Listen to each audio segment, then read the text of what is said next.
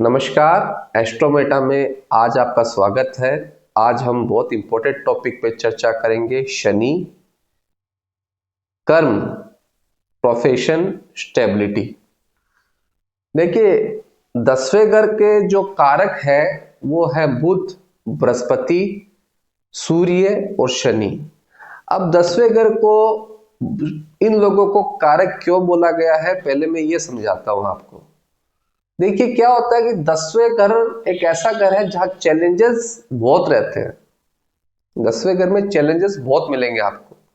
अब होता क्या है, जब भी यहाँ पे सूर्य आ जाता है तो दिग्बली हो जाता है, दिशा बली हो जाता है। तो ऐसे लोगों को आप देखिएगा कि जिस भी प्लेटफॉर्म पे काम करेंगे बहुत बड़ा करेंगे, किसी की एडवाइस नहीं लेते हैं लोग और लेना पसंद भी नहीं करते हैं। हाँ, मगर एक केस में एडवाइस लेंगे, लाइक कोई पॉलिटिशियन बन जाए या कुछ भी बन जाए, वो दूसरों के लिए एडवाइस लेते हैं, दूसरों के लिए हेल्प मांगते हैं, पर अपने लिए कभी भी वो हेल्प नहीं मांगे। उसको सूर्य को डायरेक्शन स्ट्रेंथ मिल चुका है। मैं आपको इसलिए आज डिटेल में समझाना चाहता हूं कि मेरे मन में सवाल आए थे, कई लोगों को एक कॉन्सेप्ट क्लियर नहीं हो पा रहा है कि 10वें घर कौन सा होता है कर्म का। जो आपका 10वां घर है ये आपका कर्म का होता है। इंसान वहां से कैसे समझे कि उसको प्रोफेशन क्या करना है। ये आज मैं बहुत ठंडे दिमाग से वीडियो बना रहा हूं क्योंकि आपको थोड़ा डिटेलली समझ में आ जाए। तो सूर्य जब भी 10वें घर में आता है उसको डायरेक्शन स्ट्रेंथ मिल जाता है। देखिए, जब भी किसी प्लेनेट को डायरेक्शन स्ट्रेंथ मिल जाता है, वो प्लेनेट फिर वो लोग उनकी कुंडलियों में ये सवाल नहीं पूछते कि काम कैसे करेंगे, कैसे इंप्लीमेंट करें, कैसे एक्सपेंशन करें, कैसे बढ़ाए। सूर्य जब भी 10वें घर में होगा वो आगे बढ़ेगा। अब आता है बुध। बुध जब भी 10वें घर में होता है, ये क्लियर कर लीजिए, बुध रिप्रेजेंट करता है intelligence, communication and IT sectors को।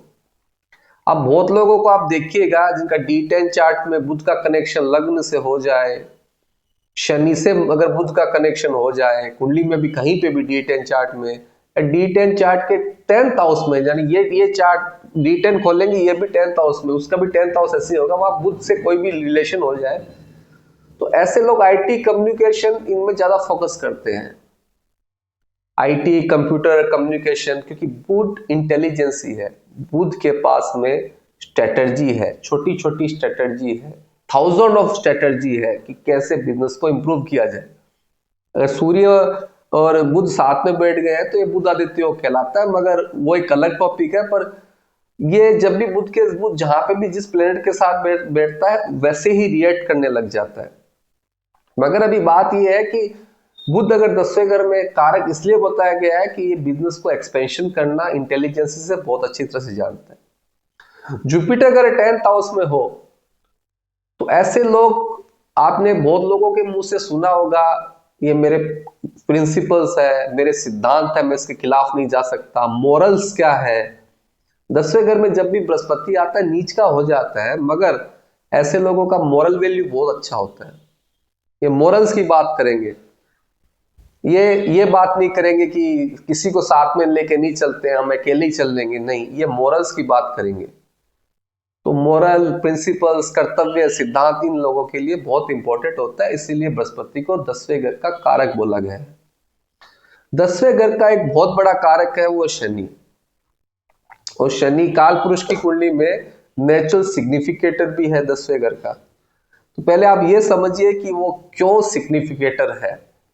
भगवत गीता में लिखा हुआ है कि कर्म करते जाओ, फल की इच्छा मत करो। शनि सेम प्रिंसिपल्स पे काम करता है, इंसान को इतना मेहनत करवाता है, इतना मेहनत करवाता है कि इंसान थक हार जाता है कि नहीं, अब उम्मीद नहीं है। जिस दिन वो उम्मीद खोता है कि अब मुझको फायदा नहीं मिलेगा, तो शनि को 11वां घर भी दिया गया है जो लाभ का है।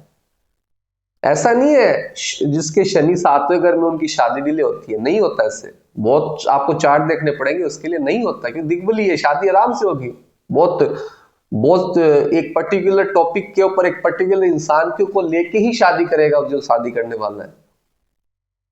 शनि का प्रॉब्लम है, जिस किसी घर में बैठता है वो उस घर के सिग्निफिकेशन को इतना लेट कर देता है, उसके बेनिफिट्स को इतना लेट कर देता है कि जिस दिन आपका ये विचार हट जाएगा कि अब मुझको नहीं चाहिए, जब शनि आपको देगा। तो कर्म को सही डेफिनेशन में लाने में बहुत बड़ा रोल प्ले करता है स्टेबिलिटी। शनि स्टेबिलिटी है। शनि कहता है मेरे पास समय बहुत है, मैं आराम से करूंगा पर परफेक्ट काम करूंगा, मैं एकदम डीप रिसर्च करके आराम से काम करूंगा। हड़बड़ी नहीं है शनि को। मंगल या 10th हाउस में आ जाता है तो हड़बड़ाने लग जाता है, नहीं ये चैलेंजेस का घर है, वो एक्सेप्ट कर लेता है, फटाफट खत्म करो, दूसरा एक नए टॉपिक पे चलेंगे। पर शनि बहुत स्टेबल है। शनि शुक्र को देख ले तो एक बहुत बड़ी चीज होती है। जब उनकी शादी होती है तो उनके लाइफ पार्टनर इतना प्रेशर कर देते हैं उनके ऊपर कि वो पूरा मतलब उसमें ट्रांसफॉर्मेशन आ जाता है। यही बृहस्पति, अगर शनि बृहस्पति को देख ले तो उसको रॉयल फैमिली मिलती है, मतलब उसकी वाइफ बहुत मोरली बहुत अच्छी होती है, रॉयल होती है, बहुत मतलब विश्वास योग्य होती है। तो ये कुछ कारण ये बताया कि बृहस्पति को जब शुक्र देख ले सातवीं दृष्टि से, शुक्र को शनि देख ले, तो ऐसी कंडीशन में ये होता है। बृहस्पति को शुक्र देखना बहुत अच्छा है। अगर बृहस्पति शुक्र को देख रहा है तो उसकी जो लाइफ पार्टनर होगी बहुत रॉयल होगी, अंडरस्टैंडेबल होगी, मिलनसार होगी, घर परिवार को लेके चलने वाली होगी, मॉरल्स वैल्यूज होंगे, मेंटली और फिजिकली दोनों रॉयल होगी। ये चीजें इसलिए बताई गई है। एक कहानी में मैंने पढ़ा था, एक ऋषि थे, वो अपने शिष्य को बोल रहे थे, उनको 2 चने दिए, एक भुना हुआ और एक कच्चा। तो क्या होता है कि शिष्य को पूछा इसमें फर्क क्या है, तो शिष्य बता नहीं पाया। तो उनके गुरु जी जो थे उन्होंने बताया कि जो भुन चुका है उसका हम कुछ नहीं कर सकते, और जो कच्चा उसमें संभावनाएं है, बदलने की संभावना है। तो शनि एक ऐसा प्लेनेट है, उस कच्चे चने को इतना रिफाइंड कर देता है कि जब वो मेच्योर होने लगता है तो एकदम अच्छे रिजल्ट देने लग जाता है। शनि और केतु जब भी साथ में होते हैं लग्न कुंडली में या नवांश कुंडली में या दशमांश कुंडली D10 में, तो क्या होता है, ऐसे लोगों को वो काम दिए जाते हैं जो प्री प्रिडिक्टेड कर सकते हैं। जैसे कई लोग रिसर्च करके ये बता देते हैं कि देखिए तूफान आने वाला है, कई लोग ये बता देते हैं प्रिडिक्ट करके कि ऐसा कोई काम होने वाला है जो किसी को पता नहीं है। कई जगह ये भी देखा गया है कि डिटैचमेंट करते हैं, क्योंकि सैटर्न प्रोफेशन है और केतु डिटैचमेंट है। तो ऐसे लोगों को ऐसे काम दिए जाते हैं जो बहुत छोटे छोटे हो और आराम से करे। उनको नौकरियां ही वही मिलती है जहां पे वो इंसान कुछ दिन निकाल के एक प्रिडिक्शन दे सके कि ऐसी संभावना नहीं है, ऐसा होना है। कई लोग बोलते हैं ना, वो बोल देते हैं हो जाता है। तो ये सैटर्न और केतु के कारण होता है, क्योंकि उनको वो लास्ट जन्म में जो लेके आए हैं, अपने पास्ट जन्म में जो भी चीजें लेके आए हैं उनको अभी मिल रही है। केतु सैटर्न का काम मतलब ऐसा काम मिलेगा, आराम से करेंगे, मगर उन लोगों को ऐसा ही जॉब मिलता है, रेगुलर जॉब नहीं मिल पाता उनको। उनको नौकरी भी मिलती है ऐसी जगह पे जहां प्री प्लान की चीजें होती है, प्री प्रिडिक्शन देनी पड़ती है उनको, उनमें एबिलिटी होती है, इसीलिए वो जॉब मिलता है। जिस किसी की कुंडली में शनि केतु साथ में है तो उनको डिसाइड कर लेना चाहिए कि उनको ऐसे काम करने चाहिए जो प्री प्रिडिक्शन के रिलेटेड हो। जैसे आप कोई इंसान के पास जाइए, तूफान आने वाला है, आंधी आने वाली है, या ये करने से दुर्घटना हो सकती है, इसको ठीक किया जाए, बाई चांस कोई रेलवे ट्रैक है खराब हो गया, तो ऐसे लोग वहां काम करते मिलेंगे, वो प्री प्रिडिक्ट कर देंगे यहाँ हो सकती है। या ऐसे इंटेलिजेंस ब्यूरो में काम करेंगे, कोई स्मगलिंग हो रही है तो वो बहुत इजीली पकड़ लेते हैं, क्योंकि उनके पास प्री प्रिडिक्शन होती है, वो पहले से पता रहता उनको, क्योंकि वो बने इसीलिए। सैटर्न जब सूर्य के साथ में हो, यहां पे क्या होता है, ऐसे लोग किसी से मदद नहीं मांग पाते, वो बहुत प्रॉब्लम होती है मदद मांगने में उनको। पर हाँ, वो अपने लिए नहीं मांग सकते पर दूसरे के लिए मांग लेते हैं। वो अपने लिए मांगेंगे उनको बहुत मुश्किल होगी, और दूसरे के लिए मांग लेते हैं। लीडरशिप क्वालिटी भी होगा उनका। आप लग्न कुंडली और दशमांश कुंडली में मैच मेकिंग देखिएगा, अगर लग्न कुंडली के अंदर जाके वो दोनों आपस में मिल रहे हैं शनि अगर 10वें घर में आ गया नवांश कुंडली में, या दशमांश कुंडली में 10वें घर में मकर राशि में आ गया, कोई कनेक्शन हो गया है, एक दूसरे को देख लिए हैं, तो ये चीज जरूर होगी। ये जितने भी आपको टॉपिक बताया जा रहा है, आप खुद रिसर्च करिएगा बहुत सारी कुंडलियों पे, जब आपको बहुत इजीली समझ में आएगा। सूर्य ने जब किसी को दिया है तो बच्चा दिया है, जैसे कुंती को बच्चा दिया। सूर्य हमेशा देने पे भरोसा रखते हैं, मगर होता यह है कि सैटर्न और सूर्य की जब युति आती है तो कर्म को लेके वो इतना पॉसेसिव हो जाते हैं अपने प्रोफेशन को लेके कि वो फेम पा लेते हैं। कई जगह ये गलत बताया गया शनि और सूर्य दोनों एक जगह बैठते हैं तो प्रॉब्लम्स क्रिएट होती है, दोनों दुश्मन है। ऐसा नहीं है। सूर्य और शनि के बीच में सिद्धांतों की लड़ाई है, क्योंकि सूर्य पिता है, शनि उनके पुत्र है। सिद्धांतों को लेकर लड़ाई है, पर्सनल लड़ाइयां नहीं है। इसके बारे में मैं बहुत लंबा कहानी है, फिर बताऊंगा आपको, ये आपको समझना पड़ेगा। बुध और शनि जब भी साथ में मिलेंगे आपको, ऐसे लोग लॉन्ग स्ट्रेटेजी, छोटी छोटी चीजें, लॉन्ग स्ट्रेटेजी, इंटेलिजेंसी, कम्युनिकेशन बहुत अच्छी तरह से कर पाते हैं।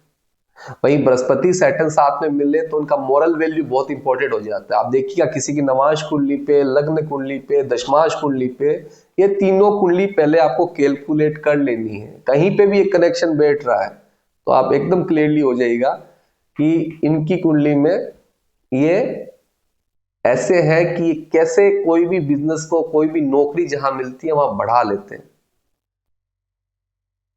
ये एकदम क्लियर है। अब एक चीज आपको बताता हूं कि शनि को पहला घर क्यों नहीं दिया गया। पराशर ऋषि चाहते हैं तो पहला घर दे देते, लास्ट का प्लेनेट है तो 12वां घर दे देते, क्यों नहीं दिया? क्योंकि शनि ही एक से प्लेनेट है जो जब तक आपसे कर्म करवाएंगे, जब तक आप थक ना जाओ, फिर उसका फल अपने आप देंगे जिस दिन आपकी उम्मीदें खत्म हो जाती है। सैटर्न आपकी कुंडली में जिस घर में है वही आपसे वो काम करवाता है। जैसे कि मंगल की 2 राशियां होती है, मेष और वृश्चिक। वृश्चिक राशि केतु को भी मिली, ये हमेशा ध्यान रखिएगा। अब शनि और मंगल में क्या है, शनि और मंगल जब भी कहीं साथ में होते हैं कुंडली में तो इनको लड़ना बहुत पसंद है। इनके पास प्रॉब्लम्स नहीं होती है तो बेचैन हो जाते हैं, इनको प्रॉब्लम्स चाहिए। अगर शनि वालों मंगल वालों को बोलेंगे लाइफ में प्रॉब्लम नहीं है तो बोलेंगे नो, कुछ उठो और लड़ो। वो ऐसे ही है। आप क्रांतिकारियों के चार्ट भी देखेंगे, क्रांतिकारी क्यों बनते हैं? शनि मंगल के कारण, क्योंकि वो गलत को गलत साबित कर देते हैं। गलत है ये चीज, मैं नहीं स्वीकार करता, कभी भी स्वीकार नहीं करेगा शनि मंगल वाला, कभी भी एक्सेप्ट नहीं करेगा कोई चीज को। देखो, इन लोगों को चैलेंजिंग चीजें लेनी बहुत पसंद है, आवाज उठाना। आप देखिए जितने भी बड़े बड़े लोग हैं, गलत चीज हुई वहां आवाज उठा देते हैं बहुत जल्दी। शनि मंगल वाले बहुत, मतलब रिएक्शन, इंस्टेंट रिएक्शन है, बहुत इंस्टेंट रिएक्शन देते हो। ऐसा नहीं है कि वो डिले करते हैं, इंस्टेंट रिएक्शन। सैटर्न और मंगल वालों को आप ऑर्डर दे दीजिए, कर लो, ऐसे करो, वो बोलेगा बिल्कुल नहीं करूंगा, ऑर्डर कैसे दिया मेरे को, ऑर्डर एक्सेप्ट ही नहीं कर पाते। ऐसे लोगों के लिए अगर D10 चार्ट में कॉम्बिनेशन हो तो इंडस्ट्रियलिस्ट या इंडस्ट्री बनाने वाले या खुद अपनी इंडस्ट्री खड़े करने वाले बहुत अच्छे होते हैं। देखिए, सैटर्न बर्फ है और मंगल अग्नि है। जब बर्फ पिघलने लग जाती है तो इंसान के अंदर जिज्ञासा जाती है कोई चीज उठाने की, तो ऐसे लोग बड़ी बड़ी इंडस्ट्रियां खड़ी करते हैं। D10 चार्ट में ये कॉम्बिनेशन कोई भी घर में बन रहा हो तो ऐसा होगा ही। ऐसे लोगों को रेमेडी दी जाती है कि जिम जाओ, पसीना बहाओ, 50-50 किलो की बेंच प्रेस मारो, क्योंकि वो अपना पित्त को निकाल देंगे वहां पे, तो उनका गुस्सा शांत हो जाएगा। ऐसे लोगों को कोई फाइट करने आगे भेज दिया जाए तो ये डरते नहीं है, क्योंकि इनको चैलेंजेस पसंद है। तो अगर ये युति आपके दशमांश कुंडली में बन रही है, लगन कुंडली में बन रही है, तो आपके अंदर वो कैपेसिटी है कि आप बहुत बड़ी इंडस्ट्री खड़ी कर सकते हो। बहुत बड़ा, खुद इलेक्ट्रिसिटी, कंस्ट्रक्शन, इन कामों में बहुत एक्सपर्ट होते हैं। बहुत डीपली माइनर चीजों को वो पकड़ के अच्छा काम कर लेते हैं। सैटर्न अगर स्कॉर्पियो साइन में हो, इस कंडीशन में वृश्चिक राशि, इस कंडीशन में ये लोग चुपचाप काम करेंगे, किसी को बताना नहीं चाहते, किसी को पता ना चल जाए। वो एक ही जगह बैठ के डीपली काम करते रहेंगे। वो आइसोलेशन में रह के काम करना पसंद करते हैं, क्योंकि केतु की राशि है। केतु, सैटर्न और केतु की युति, मैंने अभी थोड़ा देर बताया था, ऐसे लोगों को पूर्व अनुमान हो जाता है कि उन्हें क्या करना है। इनको सैटर्न केतु की युति, अब ये बहुत डिटेल में आपको बताता हूं। ऐसे लोग पूर्व अनुमान लगाने में बहुत एक्सपर्ट होते हैं। इनको ऐसा ही काम दिया जाता है जो आराम से हो, जिसमें टाइम उनको लगे, आराम से बैठ के कहीं पे भी कर ले। ऐसे लोग बहुत डिटेलली हर चीज को खोजने में लगे रहते हैं, मतलब आराम से ये काम करेंगे, बहुत डिटेल से काम करेंगे, प्री जंप नहीं मारेंगे। अचानक कोई चीज को बंद करना हो, देखिए क्या होता है, डिटैचमेंट और करियर दोनों साथ में है, वहां पे ये चीज होती है। सैटर्न अब आ जाता है शुक्र की राशियों पे। 2 नंबर वृषभ राशि टॉरस, 7 नंबर लिब्रा राशि तुला, ये शुक्र की 2 राशि है। सैटर्न जब भी दूसरी राशि में आते हैं, ऐसे लोग जोड़ना पसंद करते हैं, चीजों को जोड़ना है, सुनहरा बनाना है, इन्वेस्टमेंट करना है, बचाना है। ऐसे लोग आपको एडवाइस देते मिलेंगे कि आप सोना खरीद लीजिए, क्योंकि आपके बुरे वक्त में वो काम आएगा। आप गाड़ी खरीद लीजिए, ऐसा गाड़ी खरीदिए जो एक्सीडेंट हो तो नुकसान नहीं होते। ऐसे लोग फाइनेंस बहुत अच्छी तरह से मैनेजमेंट कर लेते हैं, आपका पैसा सही जगह पे इन्वेस्ट कर देंगे। आप कंपनियों में देखेंगे ऐसे लोग होंगे, एक पर्टिकुलर डिपार्टमेंट होगा उनका कि वो वहां पे सही तरीके से उनको बिठाया जाता है इसी काम के लिए। वो बुरे काम बचाने के लिए ऐसे ऐसी स्ट्रेटेजीज लाएंगे लोगों के लिए कि ये कर लो, इंश्योरेंस करवा लो, आपको कल कुछ हो जाएगा तो। अब इंश्योरेंस का मतलब, सैटर्न जब 8वें घर में अगर वृश्चिक राशि में हो तो इंश्योरेंस पॉलिसीज वगैरह का काम करता है। मगर यहाँ पे बात क्या है कि सैटर्न अब वृषभ राशि में है, तो पूरा फोकस कहाँ डाल रहा है, मैंने स्टार्टिंग बोला था, सैटर्न जहां बैठता है वहीं पे आपका करियर का पूरा फोकस होता है, सैटर्न करवाता है। सैटर्न अगर जिस राशि में बैठा है वही देगा। सैटर्न अगर तुला राशि में हो तो यहां पे ये पता चलता है, या सैटर्न शुक्र के साथ हो, तुला में हो, ऐसे लोगों को जो काम मिलता है वो फेम उनको चाहिए होता है, आराम से काम करना चाहते हैं, इज्जत के लिए काम रहे, इनको सैलरी कम मिल जाए दिक्कत नहीं, इनके लिए इनकी पोजीशन बहुत इंपॉर्टेंट है। तो ऐसे लोगों को उन इंस्टीट्यूट्स में काम दिया जाता है कि आराम से बैठ के काम कर सके। आप देख लीजिएगा, शनि जब भी तुला राशि में होगा तो ये लोग बहुत एक जजमेंट जैसे होते हैं, इनको वही काम दिए जाते हैं और आराम से करेंगे, सैलरी ज्यादा नहीं चाहिए।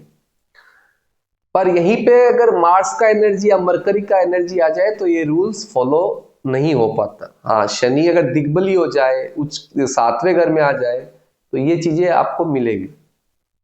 शनि अब बुध की राशियों में क्या रिजल्ट देते हैं, या बुध के तीसरी या छठी राशि जो भी है, जेमिनाई एंड वर्गो, उसमें क्या रिजल्ट देते हैं। देखिए, छठा घर, आप पहले ये समझिए छठा घर लड़ाई का है, तो शनि का काम है आर्ग्यूमेंट्स करने, कोई टॉपिक को जब तक नहीं मानना तो रिसर्च पूरी ना हो। वही आपका मिथुन राशि है, वहां पे वो स्लो मोशन में स्ट्रेटेजी को ले लेके आगे बढ़ाते हैं और आगे बढ़ जाते हैं से लोग। बात ये है कि कुंडली का सारा सारांश यही है कि सैटर्न को 10वीं दृष्टि क्यों दी गई, क्योंकि वो जहां पे भी 10वीं दृष्टि डालते हैं वहां पे आपको इतना स्ट्रॉन्ग कर देते हैं करियर, कर्म, प्रोफेशन को लेके कि वहां शंका नहीं रहती है। और जहां खुद बैठते हैं उस घर को इतना आपको तपा देते हैं कि आप अंत में जाके बोलते हैं कि अब मेरे को नहीं चाहिए, वहीं से आपका भाग्य उदय होने लगता है। तो आज मेरा वीडियो एक्चुअली आपको यह समझाना था, career, Saturn and stability. Saturn इतना आपको परफेक्ट कर देगा कि आप स्टेबल हो जाएंगे लाइफ में, आपके मन में यहाँ जाऊं वहां जाऊं, क्या करना है क्या नहीं करना वो पता चलेगा। सैटर्न जिस भी घर में बैठता उस घर से रिलेटेड आपके काम होंगे। तो सबसे पहले लगन कुंडली देखिएगा, फिर D10 देखिएगा, उसके बाद में आपको रिजल्ट्स मिल जाएंगे। अगर मेरा वीडियो अच्छा लगा है तो लाइक, सब्सक्राइब एंड शेयर करिएगा, ऐसे वीडियो में और लाता रहूंगा।